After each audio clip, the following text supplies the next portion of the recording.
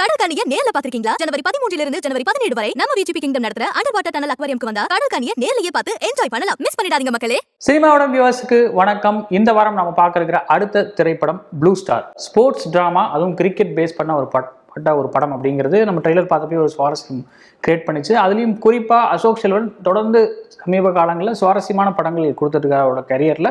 So அவரோட கரியரில் ஒரு அடுத்த படம் அப்படிங்கிறதுனால அதுக்கும் ஒரு எக்ஸ்பெக்டேஷன் இருந்துச்சு. அண்ட் கம்பேக்கை எதிர்பார்த்து காத்திருக்கும் நடிகர்கள் சாந்தனு அண்ட் பிருத்திவி, அவங்களுக்குமே இது ஒரு அடையாளமாக இருக்குமா அப்படிங்கிற மாதிரியான கேள்விகள்லாம் இருந்துச்சு.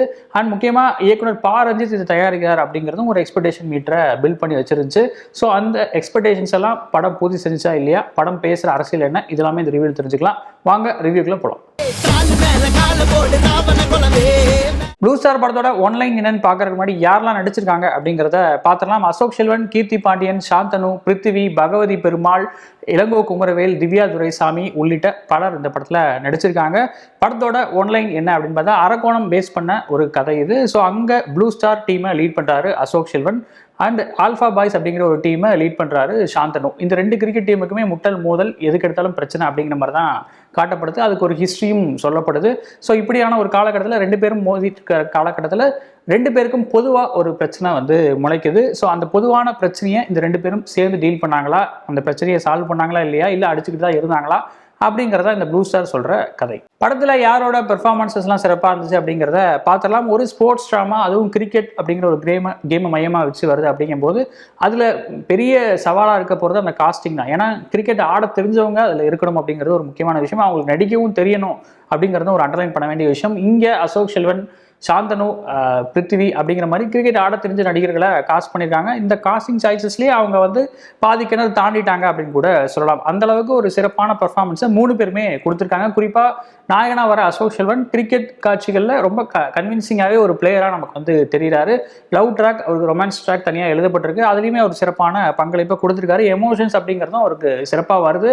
நிச்சயமாக ஒரு நடிகனாக அசோக் செல்வனோட கேரியரில் இதுவும் ஒரு முக்கியமான படம் அப்படின்னு கூட தீர்க்கமாக சொல்லிடலாம். அண்டு சபாநாயகர்லாம் ஆல்ரெடி டான்ஸில் ஆடிருந்தார் இல்லையா, இதுலேயும் அதே மாதிரி ஒரு டான்ஸ் நம்பர் பண்ணியிருக்காரு. அதுவுமே ரொம்ப என்டர்டெய்னிங்காகவே இருக்குது பார்க்க.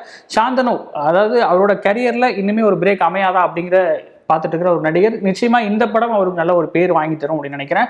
ஒரு கன்வின்சிங்கான பர்ஃபார்மன்ஸ் தான் அவருமே பண்ணியிருக்காரு. அவரோட கேரக்டர் கிராஃப் இரண்டு விதமாக எழுதப்பட்டிருக்கு. முதல்ல அவருக்கு ஒரு ஐடியாலஜி இருக்குது. அந்த ஐடியாலஜி சுக்குநூறாக உடஞ்சி வேற ஒரு ஐடியாலஜி முளைக்குது. அங்கேயும் சில குழப்பங்கள் இருக்குது. அப்படிங்கிற மாதிரி ரொம்ப காம்ப்ளெக்ஸான ஒரு கேரக்டராக இருக்குது. அதை சிறப்பாகவே வழிநடத்தி போயிருக்காரு நடிகராக. அதுக்காகவே ஒரு பெரிய அப்ரிசியேஷன் அவருக்கு அப்படின்னு சொல்லலாம். அண்ட் பிருத்திவி, இவரோட அந்த கேரக்டர் எழுதப்பட்ட விதமும் சரி, காமெடிக்காக அவர் யூஸ் பண்ணிக்கிட்ட விதமும் சரி, ரொம்ப பிரில்லியண்ட்டாகவே இருந்துச்சு. ரைட்டிங்காகவே அந்த கேரக்டர் ரொம்ப இன்ட்ரெஸ்டிங்கான சாய்ஸாக இருக்கிறதுனால அதுக்கு ஒரு சிறந்த நடிப்பை பிருத்திவியுமே கொடுக்கறதுக்கான ஸ்கோப் இருக்குது. அதை அவர் சிறப்பாகவும் பண்ணியிருக்காரு அப்படின்னு சொல்லலாம். இந்த மூணு பேருமே இந்த படத்தோட பில்லர்ஸ் அப்படின்னு சொல்லலாம். இவங்களை தாண்டி சிறப்பாக எனக்கு நோட் பண்ண ஒரு கேரக்டர் யாருன்னா பகவதி பெருமாள். ஒரு சப்போர்ட்டிங் கேரக்டரில், அதுவும் அந்த பக்ஸ் அப்படிங்கிற நம்ம இது முன்னாடி ஒரு காமெடியாக நான் பார்த்துருப்போம், வில்லனாக பார்த்துருப்போம். பட் இந்த மாதிரியான ஒரு சப்போர்ட்டிங் ரோலில் ஒரு எமோஷனல் கேரக்டரை நம்ம அவர் பார்த்ததே இல்லைன்னு நினைக்கிறேன். அந்த வகையில் இதுவுமே அவரோட ஆக்டிங் ஸ்கில்ல இன்னொரு டைமென்ஷனாக காட்டுற படமாக இருக்குது. அதுக்கு அவருமே ஒரு சிறப்பான பங்களிப்பை கொடுத்துருக்காரு. அங்கங்கே சில கேரக்டர்ஸ் வந்துட்டு போகிறாங்க. அவங்களுமே சிறப்பான பெர்ஃபார்மன்ஸை கொடுத்துருக்காங்க. ஆக்டிங் வைஸ் யார்கிட்டையும் எந்த குறையும் இல்லை அப்படிங்கிறதும் ஒரு நோட் பண்ண வேண்டிய விஷயம். ப்ளூ ஸ்டார் படத்தோட பாசிட்டிவ்ஸ் என்ன அப்படிங்கிறத பார்த்தலாம். காஸ்டிங் அண்ட் ஆக்டிங் வைஸில் எந்த பிரச்சனையும் இல்லை அப்படின்னு சொல்லியிருந்தேன். ரைட்டிங் வைஸ்லையுமே ஃபர்ஸ்ட் ஹாஃபில் எந்த பிரச்சனையும் இல்லாமல் பார்த்துக்கிறாங்க. Director Jayakumar and screenplay and டைலாக்ஸுக்கு கான்ட்ரிபியூட் பண்ண தமிழ் பிரபா டீம், இவங்க ரெண்டு பேரோட ரைட்டிங் அந்த டீம் ஒர்க்குமே ரொம்ப சிறப்பாகவே வெளிப்பட்டிருக்கு ஃபர்ஸ்ட் ஹாஃபில். அதுவும் குறிப்பாக ஒரு ஸ்போர்ட்ஸ் ட்ராமா, அது ரிலேட்டடான ஒரு சின்ன ஒரு காஸ்ட் பிரச்சனையும் பேசணும் அப்படிங்கிறத ஒரு நல்லாவே பேலன்ஸ் பண்ணியிருக்காங்க. ஒரு கமர்ஷியல் சினிமா ஸ்கோப்பில் வச்சுக்கிட்டு அதில் ஒரு முக்கியமான பாலிடிக்ஸையும் பேசின விதம் ரொம்ப நல்லா இருந்துச்சு. அந்த ரைட்டிங் ரொம்ப இன்டர்லேஸ்டாக எங்கேயுமே உறுத்தாமல் அந்த அரசியலும் அங்கங்கே தொட்டுட்டு போனாங்க. அந்த வகையில் ஃபர்ஸ்ட் ஹாஃப் ரொம்பவே என்டர்டெய்னிங்காக, இன்ஃபேக்ட் இந்த மாதிரியான ஒரு படங்களுக்கு ஒரு முன்னுதாரணமாக இருந்துச்சுன்னு கூட சொல்லலாம். அந்தளவு ஃபர்ஸ்ட் ஹாஃபோட ஸ்க்ரீன் பிளே ரொம்ப பவர்ஃபுல்லாக இருந்துச்சு. குறிப்பாக அந்த இன்ட்ரோல் பிளாக், அந்த மாதிரியான ஒரு பவர்ஃபுல்லான காட்சி எனக்கு தெரிஞ்சு தமிழ் சினிமாவில் ரீசெண்டாக வந்ததில் ஒரு பவர்ஃபுல் இன்ட்ரோல் பிளாக் இது அப்படின்னு கூட சொல்லலாம். சாந்தனுவோட கேரக்டர் ரியலைஸ் பண்ணுற விதம், அதுக்கு ஏற்ற மாதிரியான ஒரு ஸ்கோப் உள்ள ஒரு இன்ட்ரோல் பிளாக். அதில் உண்மையாகவே அந்த எழுதின விதமும் சரி, அந்த காட்சி எக்ஸிக்யூட் பண்ணப்பட்ட விதமும் சரி ரொம்ப சிறப்பாக இருந்துச்சு. அந்த இன்ட்ரோல் பிளாக் நிச்சயமாக காலங்காலம் பேசப்படும் அப்படின்னு கூட சொல்லலாம். அடுத்ததாக படம் சர்ஃபேஸ் லெவலில் ஒரு ஸ்போர்ட்ஸ் ட்ராமாவாக நமக்கு தெரிஞ்சாலுமே முக்கியமான ஒரு சமூக பிரச்சனையை தான் உள்ளே வந்து பேசியிருக்காங்க. அந்த வகையில் ஸ்போர்ட்ஸ் அந்த கிரிக்கெட் அப்படிங்கிறது ஒரு மெட்டஃபராக ஒரு டூலாக தான் இந்த படத்தில் வந்து யூஸ் பண்ணியிருக்காங்க. செலெக்ஷன் கமிட்டி பண்ணுற அரசியல்கள் அண்டு இந்த மாதிரியான ஆட்கள், ப்ரிவிலேஜில் இருக்கிற ஆட்கள், அதுக்கு அவங்க சைட்லேருந்து ஆட்கள் வர மாதிரியும் மற்ற யாரும் உள்ளே வராத மாதிரியும் பார்த்துக்கிற அந்த அரசியல் இதெல்லாமே ஒரு நுணுக்கமாக அங்கங்கே காட்சிப்படுத்தப்பட்டிருக்கு. பட் இதெல்லாம் தாண்டி ஊரில் இருக்கிற பிரச்சனைகள், ஊரில் எப்படி ரெண்டு தரப்பினருக்கும் இடையில மோதல் இருந்துக்கிட்டே இருக்குது, அதை எப்படி ஒரு தரப்பு ஊக்குவிச்சுட்டே இருக்குது, அது மூலமாக அவங்க எப்படி ஆதாயம் தேடுறாங்க அப்படிங்கிறது எல்லாமே சிறப்பாகவே கொண்டு வந்திருக்காங்க. முக்கியமாக இது எல்லா அரசியலையும் ஒரு நல்ல கமர்ஷியல் மீட்டில் பேசினதுக்காகவே அந்த ஃபர்ஸ்ட் ஹாஃப் நிச்சயமாக பாராட்டப்பட வேண்டியது தான்.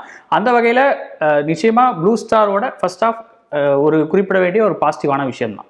அடுத்ததாக படம் டெக்னிக்கல் வைஸாக ரொம்பவே சிறப்பாக இருக்குது. குறிப்பாக தமிழ் அழகனோட சினிமோட்டோகிராஃபியாக இருக்கட்டும், செல்வா ஆர்கேவோட எடிட்டிங்காக இருக்கட்டும், ரெண்டுமே இந்த ஸ்போர்ட்ஸ் ட்ராமாக்கு ஏற்ற வகையில் உழைச்சிருக்கு. குறிப்பாக அந்த டைட்டிலேருந்து பல விஷயங்களில் எடிட் பேட்டர்ன் ரொம்பவே கவனிக்க வைக்குது. அந்த ஸ்போர்ட்ஸுக்கு ஏற்ற ஒரு பல்ஸை அந்த எடிட்டிங்லேயும் கொண்டு வந்திருக்காங்க. அரக்கோணம், அதுவும் அரக்கோணத்தில் 98 நடக்கிற கதை, அதுக்கு என்ன பண்ண முடியுமோ அந்த அளவுக்கான லேண்ட்ஸ்கேப்பை சினிமோட்டோகிராஃபர் காமிச்சிருக்காரு. ரொம்ப கன்வின்சிங்காகவே அந்த மக்களோட வாழ்வியலையும் காட்சிப்படுத்தியிருக்காங்க. அது இந்த படத்துக்கு ஒரு ப்ளஸ்ஸாகவும் அமைஞ்சிருக்கு. அடுத்த பாசிட்டிவாக கோவிந்த் வசந்தாவோட மியூசிக்குமே இந்த படத்துக்கு நல்லாவே ஆப்டாக இருந்திருக்கு. அதுவும் குறிப்பாக 3 பாடல்கள், ப்ளூ ஸ்டார் ஆந்தம், ரெயிலின் ஒலிகள், அப்புறம் அரக்கோணம் ஸ்டைல், 3மே ஆல்ரெடி தனி பாடலாக ஹிட் ஆயிருந்துச்சு இல்லையா. படத்துலையுமே அது ரொம்ப நல்லாவே யூஸ் பண்ணப்பட்டிருக்கு. ரயிலின் ஒலிகள் பாட்டு மட்டும் ஒரு இடைச்சொருகளாக தெரிஞ்சாலுமே அந்த பாட்டு தனியாக கேட்க நல்லா இருக்கிறது அப்படிங்கிறது ஒரு பாசிட்டிவான விஷயம் தான். மற்றபடி பின்னணி இசையும் சரி, பாடல்களும் சரி படத்துக்கு நல்லாவே ஹெல்ப் பண்ணியிருக்கு அப்படின்னு சொல்லலாம். அடுத்தது செகண்ட் ஹாஃபில் ப்ரிடாமினெண்ட்டாக ஆக்கிபை பண்ணுறது அந்த கிரிக்கெட் டோர்னமெண்ட் தான். அந்த கிரிக்கெட் டோர்னமெண்ட்டை முடிஞ்சளவு இன்ட்ரெஸ்டிங்காகவே கொண்டு போயிருக்காங்க. நம்மளால் ஈஸியாக கெஸ் பண்ண முடியுது இதுதான் நடக்கும், கடைசியில் இந்த டீம் தான் ஜெயிக்கும், இவங்க தான் இப்படி போராடி ஜெயிப்பாங்க அப்படிங்கிறதெல்லாம் நமக்கு முன்னாடியே தெளிவாகவே புரிஞ்சிருது. பட் இருந்தாலும் அதில் அங்கங்கே சின்ன சின்ன ட்விஸ்ட்லாம் வச்சு அது முடிஞ்சளவு சர்ப்ரைஸாக ஹேண்டில் பண்ண ட்ரை பண்ணியிருக்காங்க. அதில் ஓரளவு வெற்றியும் பெற்றிருக்காங்க அப்படிங்கிறது நோட் பண்ண வேண்டிய விஷயம். குறிப்பாக நிறைய இன்ட்ரெஸ்டிங்கான கேரக்டர்ஸ் வந்து அங்கே வந்து புகுத்தியிருக்காங்க. வெங்கட் அப்படிங்கிற ஒரு கேரக்டர், அவருக்கு ஒரு ஐடியாலஜி இருக்குது. அண்ட் வெஸ்ட் இண்டீஸில் ஆடணும் அப்படிங்கிற ஒரு லட்சியத்தோட ஒரு கேரக்டர் வந்து காட்டுறாங்க. அவர் நிச்சயமாக ஒரு பக்காவான தியேட்டர் மெட்டீரியலாக ஒர்க் அவுட் ஆயிருக்காரு. அவரோட அந்த கேரக்டரைசேஷன், அவர் பண்ணுற அந்த செயல்கள் அண்டு இன்னொரு டீமுக்கு ஒரு அப்ரிசியேஷனாக அவர் பண்ணுற சில விஷயங்கள் எல்லாமே ரொம்ப ஆப்டாக ஒர்க் அவுட் ஆயிருக்கு. அந்த கேரக்டர் நடித்த ஆக்டருமே ரொம்ப அப்ரிஷியேட் பண்ணுற மாதிரி தான் நடிச்சிருக்காரு. இந்த மாதிரியான சின்ன சின்ன கேரக்டர்ஸ் எல்லாமே ரொம்ப சுவாரஸ்யமாக எழுதப்பட்டிருக்கிறது. செகண்ட் ஹாஃப்க்கு ஒரு பலமாகவும் இருந்திருக்கு. ப்ளூ ஸ்டார் படத்தில் இதெல்லாம் பெட்டராக இருந்திருக்கலாம் அப்படிங்கிறத பார்த்துடலாம். எனக்கு தெரிஞ்சு அந்த ரொமான்ஸ் ட்ராக் அப்படிங்கிறது செகண்ட் ஹாஃபில் ரொம்ப உறுத்தலாகவே இருந்த ஒரு ஃபீல் இருந்துச்சு. அதுவும் நிறைய இடங்களில் முக்கியமான காட்சிகள் போயிட்டு இருக்கப்போ இடைச்செருகலாக வந்த ஒரு ஃபீல் இருந்துச்சு. ஃபர்ஸ்ட் ஹாஃபில் கூட அந்த ரொமான்ஸ் ட்ராக் அசோக் செல்வனோட கேரக்டரை டிஃபைன் பண்ணுறதுக்கும் அவரோட அந்த லைஃப் ஸ்டைலை காட்டுறதுக்கும் யூஸ் ஆச்சு அப்படின்னு கூட சொல்லலாம். இன்ஃபேக்ட் கீர்த்தி பாண்டியனோட கேரக்டர் ரொம்ப நல்லாவே எழுதப்பட்டிருந்துச்சு ஃபர்ஸ்ட் ஹாஃபில். அவங்களுக்கும் ஒரு ஸ்கோப் கொடுத்து, அவங்களுக்கும் கிரிக்கெட் தெரியும், அவங்களுக்கும் இந்த மாதிரியான நுணுக்கங்கள்லாம் தெரியும், அவங்களுக்கும் ஒரு ஆசை இருக்குது அப்படிங்கிற மாதிரியான விஷயங்களை ரொம்ப நல்லாவே எஸ்டாப்ளிஷ் பண்ணியிருந்தாங்க. ஸோ இந்த எஸ்டாப்ளிஷ்மெண்ட்டை வச்சு செகண்ட் ஹாஃபில் அவங்களோட கேரக்டரை வச்சு நல்லா ஒரு பே ஆஃப் கொடுப்பாங்க அப்படின்னு எதிர்பார்த்தா செகண்ட் ஹாஃபில் அவங்களோட கேரக்டர் ரொம்ப டிசப்பாயிண்டாக ஹேண்டில் பண்ணியிருக்காங்க. அது இந்த படத்துக்கு ஒரு பெரிய மைனஸாகவே மாறி இருக்குது. அதனாலேயே அந்த ரொமான்ஸ் ட்ராக்கோட நம்மளால பெருசாக ஒத்து போக முடியல. செகண்ட் ஹாஃப்ல இருக்கிற ஒரு மிகப்பெரிய குறையா அந்த ரொமான்ஸ் ட்ராக்கை தான் நான் பார்க்குறேன். அதுவும் நிறைய இடங்கள்ல அந்த மெயின் கதையை விட்டுட்டு வெளியே போன ஒரு ஃபீலையும் அது கொடுத்துச்சு அப்படின்னு கூட சொல்லலாம். அடுத்ததாக படத்தில் இன்னொரு மைனஸ் என்ன அப்படின்னா, பிருத்திவியோட கேரக்டர் சிறப்பாகவே எழுதப்பட்டிருந்துச்சு. அவர் சிறப்பாகவும் ஒரு நல்ல பர்ஃபார்மன்ஸை கொடுத்துருந்தாரு. பட் செகண்ட் ஹாஃபில் அவர் பண்ணுற சில விஷயங்கள் காமெடியாக ஒர்க் அவுட் ஆகும்னு நினச்சாங்களா இல்லை என்னங்கிறது தெரியல. அந்த விஷயங்கள் சில இடங்களில் ரொம்ப ஓவர் டோஸாக போன மாதிரி ஒரு ஃபீல் இருந்துச்சு. ஃபர்ஸ்ட் ஹாஃபில் அவரோட கேரக்டர் இதுதாங்கிறத நம்ம ப்ராப்பராக எஸ்டாப்ளிஷ் பண்ணிட்டோம். செகண்ட் ஹாஃப்லையும் அந்த எஸ்டாப்ளிஷ்மெண்ட்டே கன்யூ ஆன ஒரு ஃபீல் இருந்துச்சு. என்னன்னா அவரோட அந்த ரொமான்ஸ் ட்ராக் அப்படிங்கிறது இன்னுமே ஒரு ஆழமாக எழுதப்பட்டிருக்கலாம் அப்படின்னு ஃபீல் ஆச்சு. ஏன்னா இந்த சைடு அசோக் செல்வன் அண்ட் கீர்த்தி பாண்டியனோட ரொமான்ஸ் ட்ராக் வந்து ரொம்ப மெச்சூர்டாகவே எழுதப்பட்டிருந்துச்சு. பட் அதுக்கு ரொம்ப ஆப்போசிட்டாக ஒரு 90s கிட்ஸோட லவ் ஸ்டோரி மாதிரி ரொம்ப கிளீஷேவான ஒரு ரைட்டிங்கில் தான் பிருத்திவியோட ரொமான்ஸ் ட்ராக் எழுதப்பட்டிருந்துச்சு. அதை இன்னும் பெட்டராக ஹேண்டில் பண்ணியிருக்கலாம். ரெண்டு கேரக்டரும் ரெண்டு எக்ஸ்ட்ரீமில் இருக்காங்க அப்படிங்கிறது ஒரு சின்ன உறுத்தலாகவே இருந்துச்சு. அவரோட அந்த காட்சிகள் கொஞ்சம் ஓவர் டோஸாக போன மாதிரியும் செகண்ட் ஹாஃபில் ஃபீல் ஆச்சு. கீர்த்தி பாண்டியனோட காட்சிகள் எப்படி ஒரு ரோட் பிளாக்காக செகண்ட் ஹாஃபில் இருக்கோ அதே மாதிரி தான் சில இடங்களில் பிருத்திவியோட காட்சிகளும் அமைஞ்சிருக்கு அப்படிங்கிறது ஒரு ஃப்ளாடான ரைட்டிங்காக ஃபீல் ஆச்சு. படத்தில் இருக்கிற இன்னொரு மைனஸ் லிஸி ஆண்டனியோட கேரக்டர். அவங்க அசோக் செல்வனோட அம்மாவா வராங்க. ஆரம்பத்தில் அவங்க பண்ற அந்த பைபிள் ரிலேட்டடான வெர்சஸ் சொல்றது அந்த மாதிரியான விஷயங்கள் ஓரளவு நம்மளை என்டர்டைன் பண்ணாலும் போக போக அது ரெப்பிட்டேட்டிவா ஃபீல் ஆக ஆரம்பிச்சிருச்சு. ஒரு கட்டத்தில் நம்மளுக்கு வந்து ரொம்ப ஒரு அயற்சியை கொடுக்குற மாதிரியான ஒரு கேரக்டராகவே அது மாறிடுச்சு அப்படின்னு கூட சொல்லலாம். குறிப்பாக செகண்ட் ஹாஃப்ல தொடர்ந்து அவங்க ஃபர்ஸ்ட் ஹாஃப்ல என்ன பண்ணிட்டு இருந்தாங்களோ அதையே செகண்ட் ஹாஃப்ல ரிப்பீட் மோட்ல பண்ணிட்டே இருக்காங்க. அது ஒரு கட்டத்தில் உண்மையாவே நம்மளை வந்து ஒரு டென்ஷன் படுத்துற ஒரு விஷயமா கூட மாறிடுச்சு அப்படின்னு நினைக்கிறேன். அது காமெடியா ஒர்க் அவுட் ஆகும்னு நினைச்சு வச்சாங்களா, என்டர்டைன் பண்ணணும்னு நினைச்சு வச்சாங்களான்னு தெரியல. அது ஓரளவு ஒர்க் அவுட் ஆயிருந்தாலும் செகண்ட் ஹாஃப்ல ரெப்பிட்டேட்டிவா ஃபீல் ஆனது ஒரு மைனஸ் தான். ப்ளூ ஸ்டார் படத்தோட ஓவரால் வேர்டிக்ட் என்ன அப்படிங்கிறத பார்த்தலாம். ஒரு முக்கியமான அரசியல், அதாவது ஸ்போர்ட்ஸ் ரிலேட்டடான ஒரு படத்தில் பேச ட்ரை பண்ணியிருக்காங்க. பட் அது எங்கேயுமே வந்து ரொம்ப ப்ரீச்சியா இல்லாமல் ரொம்ப வந்து ஒரு எமோஷனலாக நம்மளை ரொம்ப ட்ரிகர் பண்ணாமல் ஒரு லைட் ஹார்ட்டடாகவே அதை அணுகிருக்கிறது ஒரு பாசிட்டிவான விஷயம். ரொம்ப என்டர்டெய்னிங்கான ஒரு படமாகவும் இதை கொடுக்க ட்ரை பண்ணியிருக்காங்க. அதில் ஒரு 70-80% வெற்றியும் பெற்றிருக்காங்க அப்படின்னு கூட சொல்லலாம். குறிப்பாக அந்த ஃபர்ஸ்ட் ஹாஃப் நிச்சயமாக காலங்காலத்துக்கு பேசப்படுற ஒரு விஷயமா தான் இருக்கும். அந்த இன்டர்வல் பிளாக்குமே ரொம்ப குறிப்பிடப்பட்ட விஷயம் தான். செகண்ட் ஹாஃப்ல இன்னும் கொஞ்சம் ரீவொர்க் பண்ணியிருந்தா படம் இன்னுமே ஒரு சிறப்பான ஒரு ப்ராடக்டாக இருந்திருக்கும். பட் இப்போ எனக்கு தெரிஞ்சு நிச்சயமாக ஒரு தியேட்டரில் பார்க்கக்கூடிய ஒரு மெட்டீரியலாக தான் படம் இருக்குது. தாராளமாக எல்லாருமே போய் பார்க்கலாம்.